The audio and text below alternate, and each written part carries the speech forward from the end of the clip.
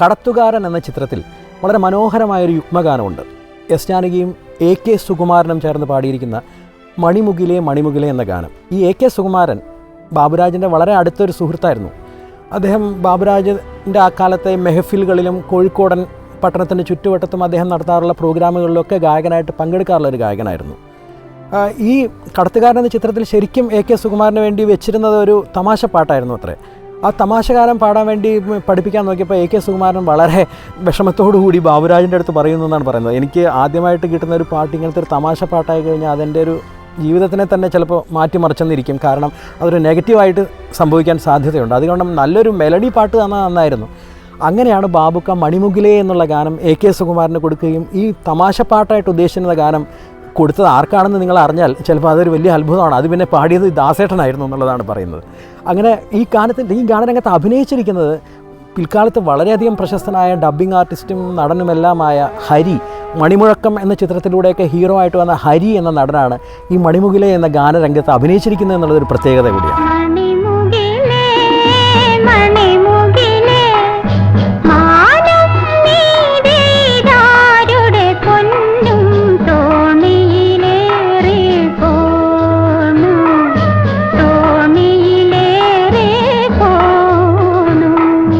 കാറ്റിൻ്റെ കളിയോടത്തിൽ കാക്ക പൊന്നിനു പോണു. മണിമുകിലേ മണിമുകിലേ മാനം നീതാരുടെ പൊന്നും തോണിയിലേറി പോണു തോണിയിലേറി പോണു. SL പുരം സദാനന്ദനും ഈ പറഞ്ഞതുപോലെ അച്ഛൻ്റെ വളരെ വളരെ അടുത്തൊരു സുഹൃത്തായിരുന്നു. ഒരുപാട് പടത്തിന് SL പുരമാണ് സ്ക്രിപ്റ്റ് എഴുതിയിരിക്കുന്നത്. പിന്നെ അഗ്നിപുത്രി എന്ന് പറയുന്ന SL പുരത്തിൻ്റെ നാടകം അന്ന് വളരെ ഒരു വിവാദവും അല്ലെങ്കിൽ വളരെ ശ്രദ്ധേയമായിട്ടുള്ളൊരു നാടകം സിനിമയാക്കിയപ്പോൾ അതും പ്രേം നസീറിൻ്റെ സ്വന്തം പ്രൊഡക്ഷനാണ്, പ്രേം നവാസിൻ്റെ പ്രൊഡക്ഷനാണ്. 2-3 ബിംബങ്ങളിലൂടെ ഒരു പാട്ടിന് പറയേണ്ടത് മുഴുവൻ പറയാനുള്ളൊരു കഴിവ്. കണ്ണു തുറക്കാത്ത ദൈവങ്ങളെ എന്നുള്ളതിനകത്ത് 2 ഇമേജസ് ഉണ്ട്. കർപ്പൂര നാളമായി നിങ്ങൾ തൻ മുന്നിൽ കത്തിയെരിഞ്ഞവൾ ഞാൻ. കത്തുന്ന സമയത്തെ അതിന് മണവും പ്രകാശവും ഒക്കെ ഉണ്ട്. കത്തിയെരിഞ്ഞാൽ പിന്നെ ഒന്നും കാണുകയില്ല അവിടെ. അതാണ് കർപ്പൂരത്തിൻ്റെ പ്രത്യേകത. മാത്രവുമല്ല അത് വളരെ വിശുദ്ധവുമാണ്. പിന്നീട് അവിടെ ഒന്നുമില്ല, കത്തിയെരിഞ്ഞാൽ പോയി. 2 എന്താണ്? കണ്ണീരിൽ മുങ്ങിയ തുളസിക്കെതിരായി കാൽക്കൽ വീണവൾ ഞാൻ. വേറെ ഒരു ഇമേജും കൂടെ പറയുന്നുണ്ട്. നിങ്ങളൊരിക്കൽ ചൂടിയെറിഞ്ഞൊരു നിശാഗന്ധിയാണോ ഞാൻ. ആ നിശാഗന്ധി എന്നുള്ള പ്രയോഗത്തിൽ ഇവിടെ അങ്ങനെയുള്ള ജീവിതം നയിക്കുന്ന ആളാണ്. റെസ്ക്യൂ ഷെൽട്ടറിൽ നിന്നാണല്ലോ കിട്ടുന്നത്. അപ്പോൾ നിശാഗന്ധി എന്നൊരു പ്രയോഗത്തിലൂടെ അല്ലാതെ നിശകളിൽ ഗന്ധമുണ്ടാകുന്ന പൂവ് എന്ന് അഗ്നിപുത്രിയെ വിശേഷിപ്പിക്കാനുള്ളൊരു കഴിവാണ് വയലാറിൻ്റെ രചനാതന്ത്രം. ഇങ്ങനെ ഒരു കഴിവുള്ളൊരു ഗാനരചയിത അവർ സാധിക്കില്ല. ഇവർ തങ്ങളിൽ എൻ്റെ അച്ഛനുമായിട്ടുള്ള അടുപ്പെന്ന് പറയുന്നത് ഈ കഥ ഇങ്ങനെ പറഞ്ഞു കൊടുക്കുമ്പോൾ തന്നെ വയലാർ അതങ്ങോട്ട് ഉൾക്കൊള്ളുകയും ഈ ഒരു ഇമേജ് വരുമ്പോഴും ഉണ്ടാവുകയും ചെയ്യുന്നൊരു സന്തോഷം. സുശീലാമ്മയുടെ പാട്ടെന്ന് പറയുമ്പോൾ ഒരു ദൈവിക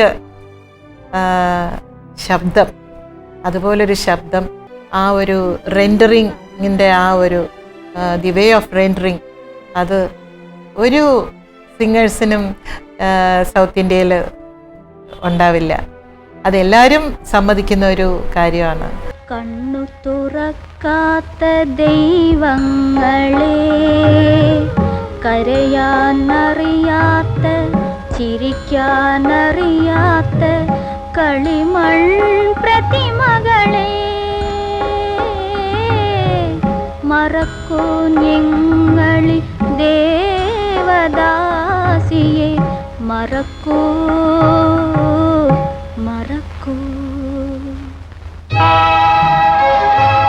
ബാബുക്ക, വയലാർ, സുശീലാമ്മ ഈ കോമ്പിനേഷനിൽ അധികം പാട്ടുകൾ ഉണ്ടായിട്ടില്ല. മിക്കവാറും ജാനകിയമ്മയാണ് കൂടുതൽ പാടിയിട്ടുള്ളത്. അപ്പം അതിൽ അങ്ങനെ നോക്കുകയാണെങ്കിൽ ഒരു വിരളം ആയിട്ടുള്ള പാട്ടുകളിൽ ഒന്നാണ് കണ്ണു തുറക്കാത്ത ദൈവങ്ങളെ. പാട്ടിനെക്കുറിച്ച് പറയുമ്പോൾ സിനിമയെക്കുറിച്ചും പറയണം. അതിൻ്റെ സംവിധായകൻ കൃഷ്ണൻ നായർ സാറ് ഇത്രയും ഒരു വലിയ സബ്ജക്റ്റ് അന്നത്തെ കാലത്ത് അതെടുത്ത് ഫലിപ്പിച്ചു എന്നുള്ളത് വളരെ എടുത്തു പറയേണ്ട ഒരു കാര്യമാണ്.